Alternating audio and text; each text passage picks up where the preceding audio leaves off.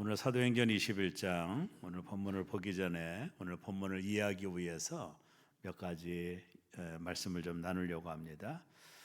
그 당시 유대인들은 이 성전 중심의 공동체를 형성을 했거든요. 그래서 이 성전을 볼 때 우리가 성막을 봐도 알지만 성전에는 이방인의 뜰이라는 것이 있어요. 쉽게 말하면 유대인들이 아닌 사람은 그 이방인의 뜰에까지만 들어갈 수 있어요. 그리고 그 이방인의 뜰을 지나 이제 성전으로 들어가는 건데, 유대인들은 이것을 대단히 중요한 계명으로 지켰습니다. 이방인들은 절대로 성전 뜰 안에 들어갈 수가 없었어요. 레위기법에 또 신명기법에 의하면. 그래서 바울이 살았던 당시만 해도 이런 전통적인 유전들이 이제 이어져 오고 있었던 때입니다. 그러니까 이방인들은 절대로 성전에 들어가지 못하는 여러 가지 이유가 있습니다. 그것은 선민 사상인데요.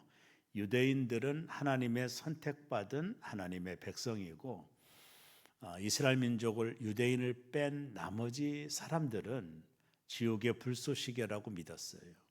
쉽게 말하면 저들은 이방인으로서 하나님 나라의 백성이 아니라고 믿었습니다. 그렇기 때문에 이 성전에 대한 제한 조건이 많았죠. 이방인들, 하나님의 백성이 아닌 이방인들은 성전 뜰에는 절대로 못 들어가게 했습니다. 우리가 신명기나 레위기를 공부하다 보면 더 구체적으로는 좀 몸이 좀 불구인 분들도 못 들어가게 했던 계명들이 있거든요. 더군다나 유대인을 뺀 이방인들은 성전 뜰에 절대로 들어가지 못하고 그 이방인의 뜰까지만 들어가요. 제가 성지순례 갔을 때 보니까 그 통고교 벽에도 여자분들은 못 들어가게 합니다. 지금도 그 규율을 지키고 있는 유대인의 전통이 있는 거예요. 그래서 오늘 우리가 읽은 이 본문은 그런 배경을 가지고 보아야만이 오늘 본문은 좀 더 쉽게 이해할 수 있습니다. 우리가 지난 시간까지 사도 바울이 배를 타고 예루살렘까지 왔잖아요.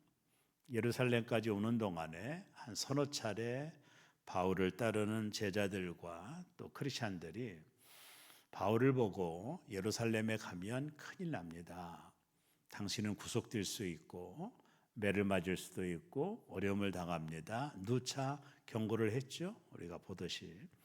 그러나 바울은 그 모든 것을 알고도 예루살렘을 향하여 발걸음을 멈추지 않고 가게 돼요. 이유는 몇 가지가 있는데 그 중에 하나가 바울이 교회를 다니면서 지금 어머니 교회인 예루살렘 교회가 흉년이 들어서 재정적인 어려움이 있으니까 어머니 교회는 예루살렘 교회를 좀 도와주자 이렇게 이야기를 했습니다. 그래서 바울이 개척한 교회들마다 십시일반으로 구제 헌금을 다 모아줬어요.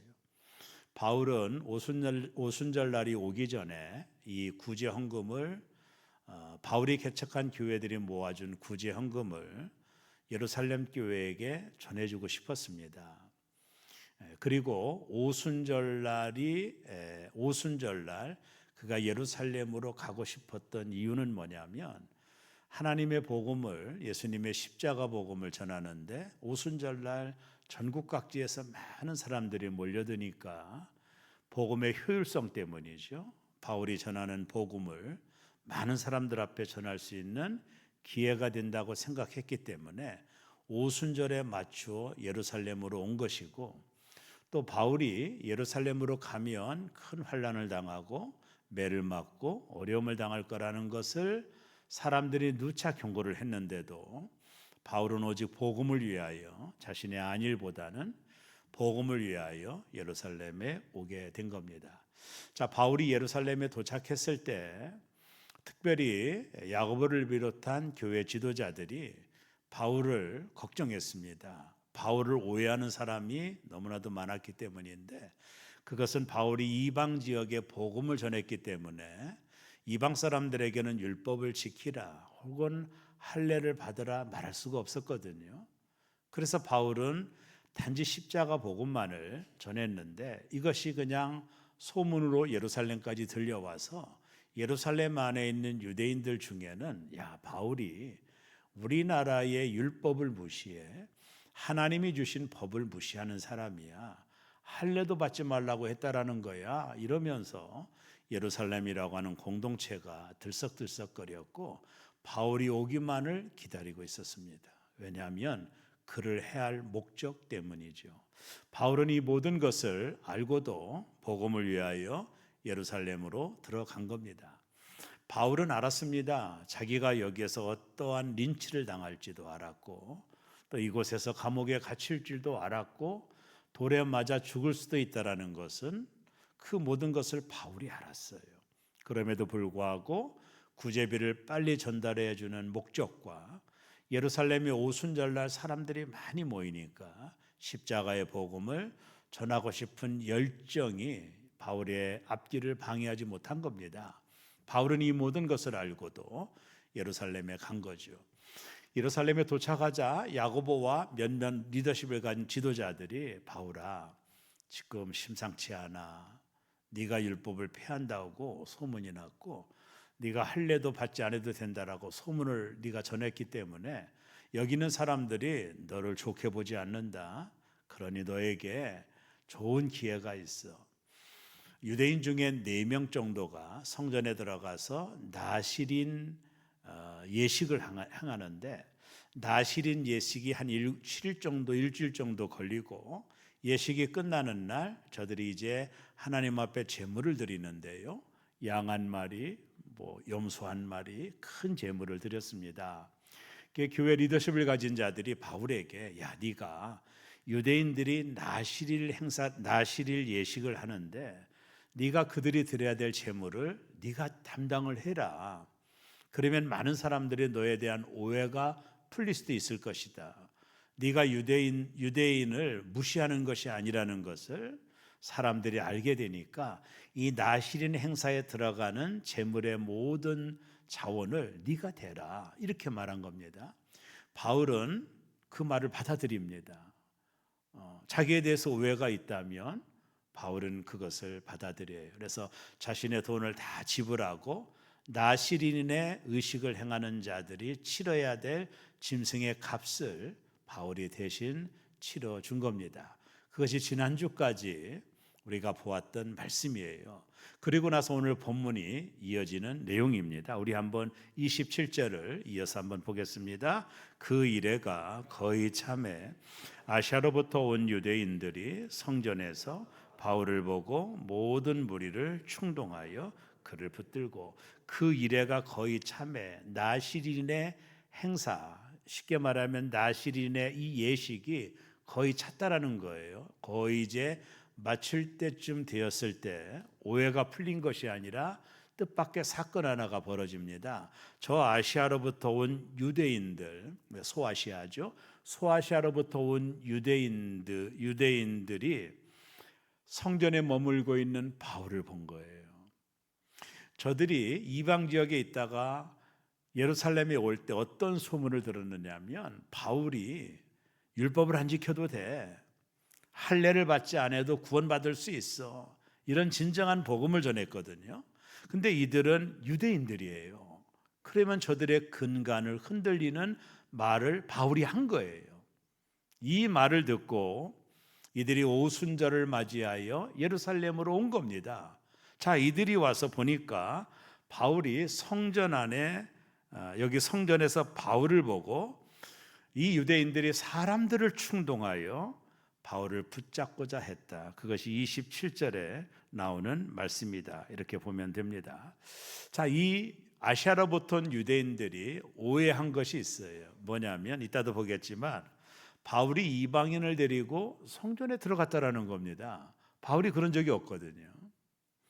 지금 유대인들이 눈을 크게 뜨고 바울이 뭘 잘못하나 지켜보고 있는 상황 속에서 바울이 스스로 무덤을 팔 이유도 없어요. 근데 이 사람들이 성전에 이방인을 데리고 바울이 들어갔다. 이런 오해를 하게 된 거예요.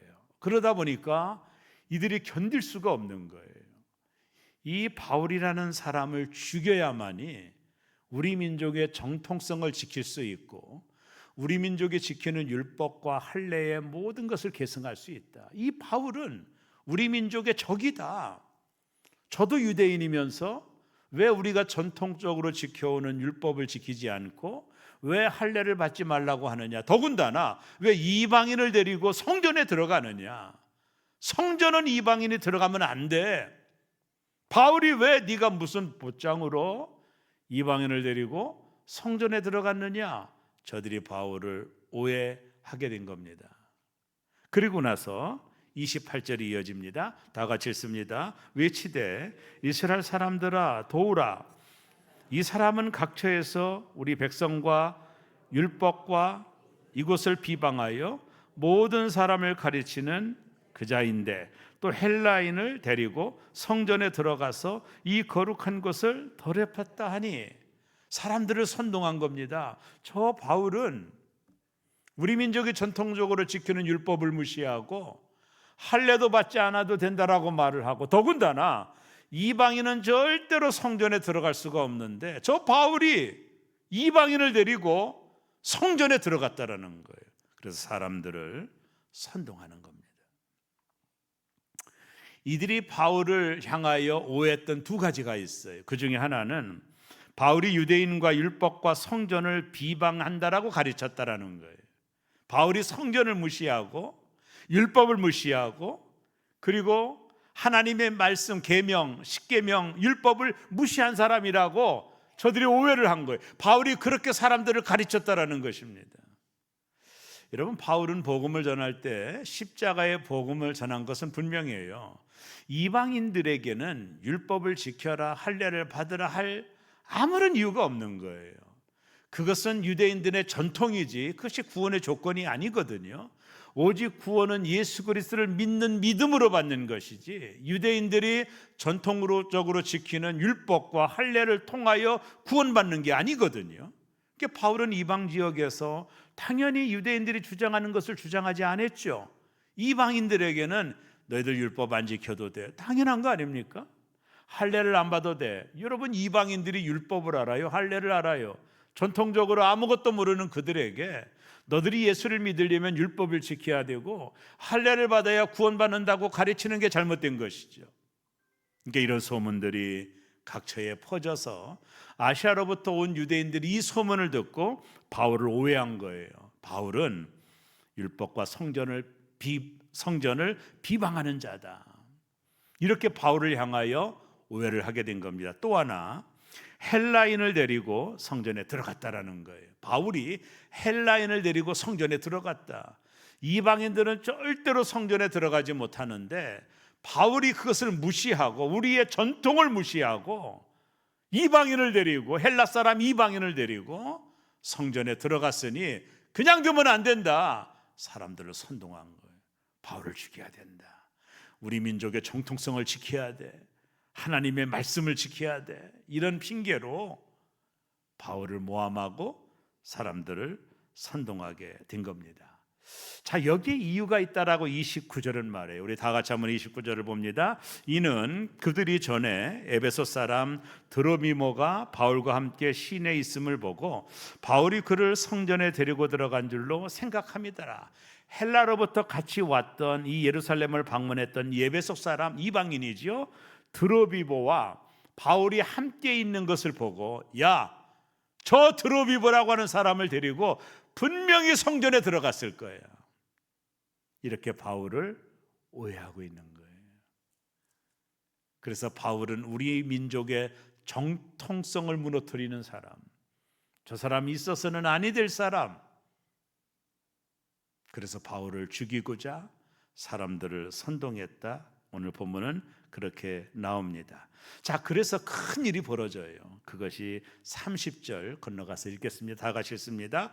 온 성이 소동하여 백성이 달려와 모여 바울을 잡아 성전 밖으로 끌고 나가니 문들이 곧 닫힌지라. 이제는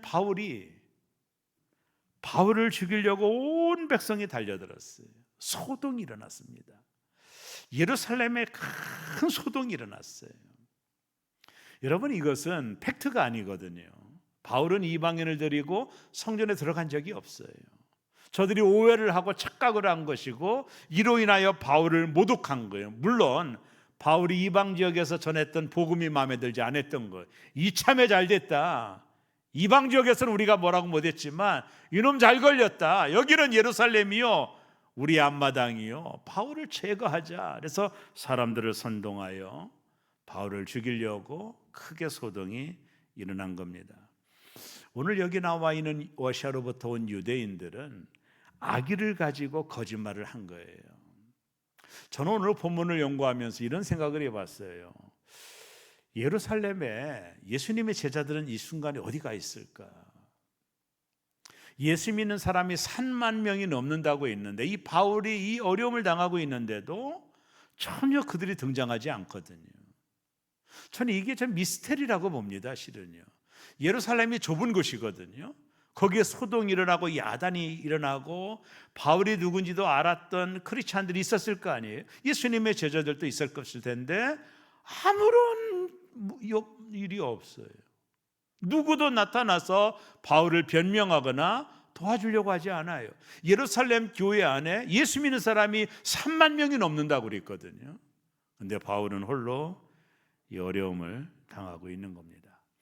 이 자그마한 예루살렘에 바울을 죽이려고 막 소동이 일어나니까 예루살렘의 북서쪽에 보면 망대 하나가 세워져 있습니다. 옛날에는 그 망대는 로마 군인들이 이 예루살렘을 지키기 위하여 파병한 곳이에요. 그래서 이 망대에서 로마 군인들이 예루살렘을 다 지켜보고 있는 거예요. 소동이 일어나지 않나, 시위가 일어나지 않나, 안정적인 차원으로 지켜보고 있는데 망루에서 보니까 예루살렘에 큰 소동이 일어나고 사람들이 바울을 잡아 죽이려고 소동이 일어나고 시끄럽고 막 이런 소리가 망루에서 그것을 보고 있었던 로마 군인의 눈에 들어온 겁니다. 자, 31절을 이어서 한번 읽습니다. 시작. 그들이 그를 죽이려 할 때에 온 예루살렘이 요란하다는 소문이 군대의 청부장에게 들리니, 자, 망루에서 로마의 그 군인들이 지켜보고 있는데 예루살렘이 막 시끄럽거든요. 이 시끄러웠다라는 소식이 로마의 가장 상급자였던 천부장 귀에 들려온 거예요. 천부장 밑에는 백부장이 있는 로마 군인의 시스템이거든요. 이 천부장이 듣고, 아, 이게 무슨 일이야? 이 뭐 예루살렘에 데모가 일어났어? 이들은 이 소요를 막기 위하여 파견된 군인들이었거든요. 그러니 당연히 반응을 보였죠. 그래서 천부장이 속히 내려가 가지고 이 소요 사태를 천부장이 지켜본 겁니다. 천부장이 그들에게 다가오자 바울을 돌로 치던 군중들이 멈춰버려요. 천부장이 다가오자 바울을 치던 그들의 행동이 멈춰집니다. 하나님의 은혜죠. 그냥 놔뒀다면 바울은 돌에 맞아 죽었을 겁니다. 천부장이 등장하자마자 군중들이 갑자기 잠잠해진 거죠. 사람을 함부로 죽이면 자기도 문제가 되니까 잠잠해진 겁니다. 자, 그런 다음에 사람들에 대한 이야기가 34절에 건너서 나오는데 다 같이 읽습니다. 무리 가운데서 어떤 일은 저런 말로 소리치거늘 천부장이 소동으로 말미암아 진상을 알 수 없고 그를 영내로 데려가라 명하니라. 천부장이, 야, 니들 왜 그러냐, 저 사람이 누구길래 이러냐 물어봤지 않겠어요? 소동이 일어났으니까. 그래서 사람들의 말이 이구동성입니다. 어떤 사람이 이런 말하고 어떤 사람은 저런 말하고 도대 감을 잡을 수가 없는 거예요. 그래서 천부장이 이제 바울을 영내로 데려가라고 명령을 하죠. 그래서 다시 바울이 밖으로 나갔다가 영내로 들어오는 장면이 오늘 본문에 나옵니다. 천부장이 바울을 데리고 가는 순간에 이제 바울이 질문 하나를 하죠. 이게 대단히 중요한 질문인데요. 37절을 건너서 한번 읽겠습니다. 시작. 바울이 데리고 영내로 들어가려 할 그때에 바울이 천부장에게 이르되 내가 당신에게 말할 수 있느냐 이르되 내가 헬라말을 하느냐. 로마 사람은 헬라어를 썼으니까 그 당시 거기 예루살렘 사람들은 다 아람어를 썼지 않겠어요? 바울이 유창한 헬라말로 뭐라고 말하냐면 내가 당신에게 말할 수 있느냐, 말할 기회를 달라라고 바울이 천부장에게 헬라말로 요청을 해요. 이게 천부장이 깜짝 놀란 거예요. 아니 이 사람이 헬라 말을 이렇게 잘해. 이런 그런 분위기입니다. 그리고 나서 질문합니다. 38절을 이어서 보겠습니다. 시작. 그러면 내가 이전에 소요를 일으켜 자객 4,000명을 거느리고 광야로 가던 애굽인이 아니냐? 네가 폭동을 일었던 과거의 애굽인이 아니냐? 이렇게 바울에게 질문한 거예요. 바울은 그런 적이 없거든요. 그리고 나서 마지막 39절입니다. 다 같이 했습니다. 바울이 이르되 나는 유대인이라 소비 아닌 길리기아 다소시의 시민이니 청컨대 백성에게 말하기를 허락하라 하니. 바울이 천부장에게 나는 길리기아 다소 사람입니다. 애굽인이 아닙니다. 내가 이 백성들이 지금 오해를 하고 있으니 이 백성들에게 말할 기회를 나에게 주실 수 있습니까? 천부장에게 바울이 요청을 하는 거예요. 그래서 천부장이 이 바울의 말을 듣습니다. 그러고 나서 사도행전 22장에 넘어가면 바울의 간증이 나와요. 다음 시간은 대단히 중요하죠. 바울이 뭘 간증하죠? 내가 예수 믿는 사람을 잡아 죽이러 가다가 다메섹에서 태양보다 뜨거운 햇빛을 보고 눈이 멀었고 예수님이 나타나 사울아 사울아 왜 내가, 그 간증이 쭉 나오는, 백성들에게 이 간증을 바울이 다음 시간에 해요. 그러니까 이 간증이 나오게 되었던 계기가 오늘 본문이에요. 천부장은 사람들은 바울의 말을 들으려고 하지 않고 돌부터 들어서 바울을 죽이려고 하고 있거든요. 그때 바울이 천부장에게 정중하게 부탁을 하죠. 내가 이 백성들에게 좀 말할 수 있는 기회를 줄 수 있느냐. 그래서 천부장은 바울의 요청을 받아들이고 다음 주에는 바울의 간증, 그 유명한 바울의 간증이 드디어 나오게 됩니다. 사랑하는 여러분, 오늘 본문을 마무리하며 이런 생각을 해봤습니다. 바울이라는 사람은 도대체 누굴까? 예루살렘 가면 큰 환란이 기다리고 자칫 잘못하면 죽을 수도 있는 오늘 그런 상황이 벌어졌잖아요. 그런 것을 뻔히 알고도 바울은 왜 굳이 그 불구덩이와 같은 예루살렘으로 갔을까? 저는 그것은 바울이 복음에 대한 열정이라고 보는 거예요. 이 복음에 대한 열정이 없이는, 왜냐하면 바울은 이런 얘기했거든요. 내가 복음을 위하여 이 목숨도 아깝지 않다. 내가 하나님 나라의 복음을 전하는 일에는 이 목숨조차도 아깝지 않다라고 말했던 사람이었기 때문에 그 목숨 때문에 복음을 전하는 일에 장애가 없었다 그 말이에요. 그는 불구덩이와 같은 예루살렘으로 들어가서 돌에 맞아 죽을 수 있는 그 상황을 이미 알면서도 이 복음을 전하기 위하여 걸어갔던 바울의 뒷모습 속에 우리는 하나님의 영광을 보게 되는 것이지요. 그런 이곳에서 큰 고통을 겪고 돌에 맞아 죽을 수 있는 상황이 있음에도 불구하고 하나님 나라의 복음을 전하는 일에는 이 목숨조차도 아깝지 않다라고 늘 말했던 바울의 말이 진실임을 보여주는 오늘 본문의 내용이다, 이렇게 보면 됩니다. 아까 집사님도 기도하셨지만 저희 교회가 계속해서 복음을 전하는 일에 금요일 날 한 20-30명이 오셔서 복음을 전하시거든요. 또 식상에서 이분들 식사를 준비하는 분들도 또 계시고 후원하는 분들도 또 계십니다. 열매가 없더라도 씨를 뿌리는 것은 우리의 사명이요, 열매를 거두게 하시는 분은 하나님이시니 우리는 이 일을 멈추지는 않게 될 겁니다. 이 지역에 그리스도의 나라가 올 때까지 바울과 같은 심정을 가지고 한 영혼을 구원하기 위하여 불구덩이라도 들어갈 수 있는 용기가 저와 여러분들에게 있기를 바라고, 그런 우리를 통해 모든 영광이 하나님께 올려지는 축복이 있는 새로운 교회가 되시기를 주의 이름으로 축원합니다. 하나님 아버지, 그렇습니다.